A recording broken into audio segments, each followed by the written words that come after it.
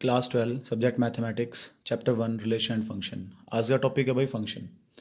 Function में भी दो तरह के फंक्शन हैं, तो आज हम सिर्फ डिस्कस करेंगे वन वन फंक्शन, और वन वन फंक्शन का दूसरा नाम है इंजेक्टिव फंक्शन। सबसे पहले व्हाट मीन बाय फंक्शन?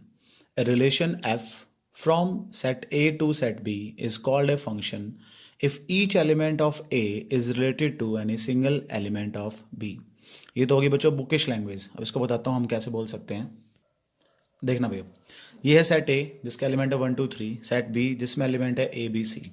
अगर मैं बोलूँ कि 1 का आंसर ए भी है और 1 का आंसर बी भी है, इसका मतलब एक एलिमेंट के दो आंसर हो गए, मतलब ये फंक्शन नहीं है। मैं अगर बोलूँ 1 का आंसर ए है, 2 का आंसर भी ए है, 3 का आंसर भी ए है, कोई बात नहीं, एक एलिमेंट का आंसर तो एक है ना, ये फंक्शन है। मैं बोलूँ 1 का आंसर बी है, 2 का भी बी है, 3 का भी बी है, मतलब ये भी वन वन फंक्शन है। कहने का मतलब क्या हुआ? सिंपल भाषा में सुनते हैं बच्चों भाई, किसी भी एक डोमेन के एलिमेंट से दो एरो ना निकले और डोमेन का कोई भी एलिमेंट खाली ना रहे, जहां ये दो कंडीशन फर्स्ट सेट पे डिफाइन होगी, मतलब वो रिलेशन फंक्शन है। दोबारा, जहां सेट ए का कोई भी एलिमेंट खाली ना रहे और सेट ए के किसी भी एलिमेंट से दो एरो ना निकले, तो वो कैसा, वो रिलेशन आपकी क्या हो जाएगी? फंक्शन हो जाएगी। चाहे किसी भी तरह रिलेटेड हो, चाहे 1 रिलेटेड टू बी है, 2 रिलेटेड टू बी है, 3 रिलेटेड टू ए है। यहाँ खाली रह जाए कोई परेशानी नहीं है, यहाँ दो पे आके मिल जाए कोई परेशानी नहीं है। फर्स्ट सेट का कोई एलिमेंट खाली ना हो और फर्स्ट सेट के किसी भी एक एलिमेंट से दो एरो ना निकले, वो फंक्शन नहीं होगा। अदरवाइज आपकी सारी रिलेशन इस टाइप की क्या होंगी? फंक्शन होंगी। Now one one function. A function f from A to B is said to be one one function और an injection if different element of A have different images in B.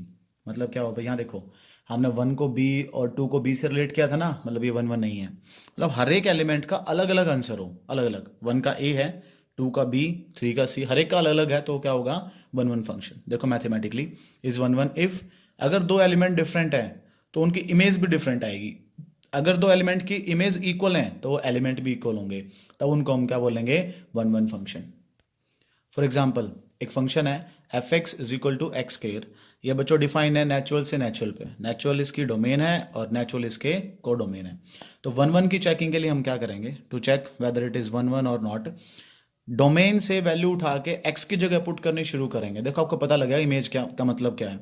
Domain से value उठा के x से put करेंगे। मैंने natural number से कोई भी एक नंबर चूज करा, 1 यहाँ पुट कर दिया। जब 1 यहाँ पुट करूंगा तो 1 का स्केयर क्या आंसर देगा आपको बच्चों जी? 1 का स्केयर क्या आंसर देगा? 1। इसका मतलब क्या हुआ कि मैंने डोमेन 1 मतलब इनपुट 1 डाला, उसका आउटपुट क्या आ गया? 1। इसी तरह से मैंने अगला इनपुट रखा बच्चों भाई, अगला इनपुट मैंने क्या रख दिया? यहाँ 2 इनपुट रख दिया मैंने, 2 इनपुट 2 रखा तो मेरा आउटपुट क्या आया? यहाँ रखो 2। इस मशीन ने क्या आंसर दिया? 2 रख के क्या आंसर आया? 4। तो देखो, डिफरेंट इनपुट डाला, डिफरेंट आउटपुट आया ना। इसका मतलब ऐसा फंक्शन क्या होता है? One one. अब सोच के देखो, क्या कोई ऐसा नेचुरल नंबर है जिसको पुट करके सेम सेम आंसर आ जाए? नहीं है। हम ट्राई भी करेंगे तो भी नहीं मिलेगा।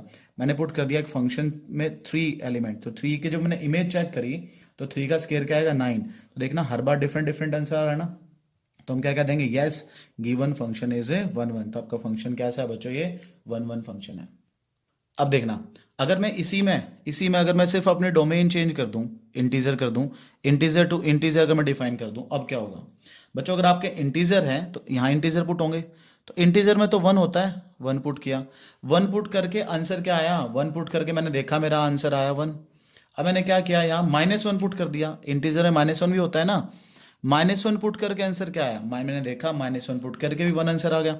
इसका मतलब क्या हो भाई? डिफरेंट एलिमेंट पुट कर दिए, इमेज सेम आ गई। इसका मतलब ये फंक्शन वन वन नहीं है, नॉट वन वन। और जो फंक्शन वन वन नहीं होता उस फंक्शन को हम बोलते हैं मैनी वन फंक्शन। जो वन वन नहीं है उसको हम क्या बोलेंगे? Many one function. But CBSE आपसे मैनी वन नहीं पूछती, वो सिर्फ ये पूछेगी कि वन वन फंक्शन है कि नहीं है। तो ऐसे हम चेक कर सकते हैं कि फंक्शन वन वन है कि नहीं है।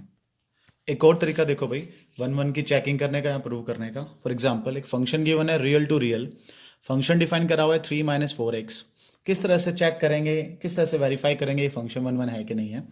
रटी रटाई लाइन बच्चों, यही लाइन लिखनी है हर क्वेश्चन में चेकिंग करने के लिए। Let x1 and x2 two numbers belong to its domain such that.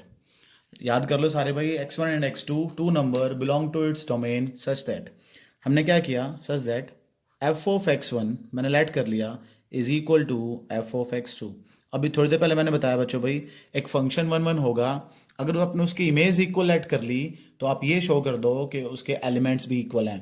Means last में अगर मैंने सिर्फ इतना प्रूव कर दिया x1 इक्वल टू x2 तो मेरा फंक्शन 1 1 हो जाएगा। ठीक है, समझ आ रहा है?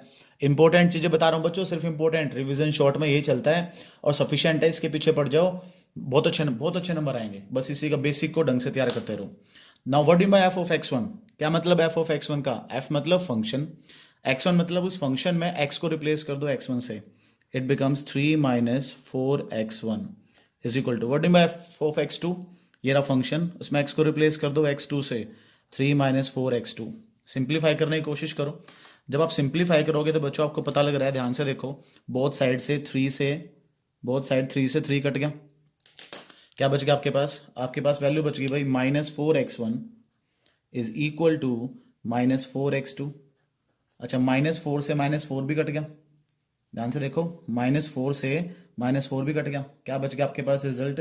आपके पास सिर्फ एक रिजल्ट बच गया, क्या बोला? x1 is equal to x2, x1 is equal to x2। तो मैंने बताया था अगर इमेज सेम हो और उसके बाद एलिमेंट भी सेम आ जाए, hence our function is 1 1, means function कैसा है? 1 1 फंक्शन है। एक और एग्जांपल है, एक फंक्शन है from set A to set B. Set A का मतलब ऑल रियल नंबर 3 नहीं है, सेट बी में ऑल रियल नंबर 1 नहीं है, ऐसे डिफाइन करा हुआ है। चेक करो या शो करो जी 1 1 है कि नहीं है। तो ऊपर वो लाइन नजर आ रही है बच्चों आपको? भाई ऊपर जो लाइन थी भाई, let x1 and x2 be two number belong to its domain such that, क्या था सच दैट में? f of x1 is equal to f of x2। चलो चलाते हैं।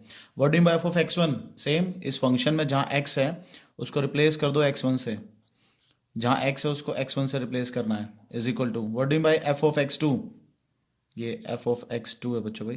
What do by f of x2? f of x2 मतलब function में जहाँ x है उसको रिप्लेस कर दो x2 से, x2 minus 2 divided by x2 minus 3। करूँ सॉल्व करूँ, क्रॉस मल्टीप्लाई करो, x1 इंटू x2 करोगे क्या मिलेगा आपको? आपको मिल गया x1 x2 minus 3x1 minus 2x2 plus 6। Calculation है बच्चों, कर सकते हो आप अपने हिसाब से। इधर x1 x2 minus 2x1 minus 3x2 plus 6। बहुत टाइम पड़ा है बच्चों, अभी भी बड़े अच्छे नंबर आ सकते हैं, बस लगे रहो, आप चैनल के साथ बने रहो, बहुत अच्छे नंबर आएंगे। देखो ध्यान से भाई, ये +6 से +6 कट गया, ये x1 x2 से x1 x2 कट गया, x1 एक तरफ x2 एक तरफ शिफ्ट कर लो, ये इधर है -3x1, उधर से मैं x1 इधर लेके आया, क्या बन गया? +2x1 इक्वल, वहाँ ऑलरेडी है -3x2, यहाँ से मैं x2 उधर लेके गया, क्या बन गया? +2x2। चलो भाई ऐड करो, -3x1 + 2x2 क्या बना? -x1 इज इक्वल टू क्या बन गया भाई? -x2। माइनस से माइनस भी कैंसिल हो गया, इसका मतलब आपका फंक्शन ये भी कैसा हो गया? 1 1 फंक्शन और इंजेक्टिव फंक्शन। देखो लास्ट में अगर दो ऑप्शन आ जाए ना, x1 इक्वल टू x2 और x1 इक्वल टू -x2 और दोनों डोमेन से बिलोंग करते हो, तब जाके हम लिखेंगे नॉट 1 1। अगर ऐसा आता रहे हर बार, इसका मतलब आपका फंक्शन कैसा है? 1 1 फंक्शन। कोई डाउट हो टॉपिक से रिलेटेड तो कमेंट बॉक्स में कमेंट करो।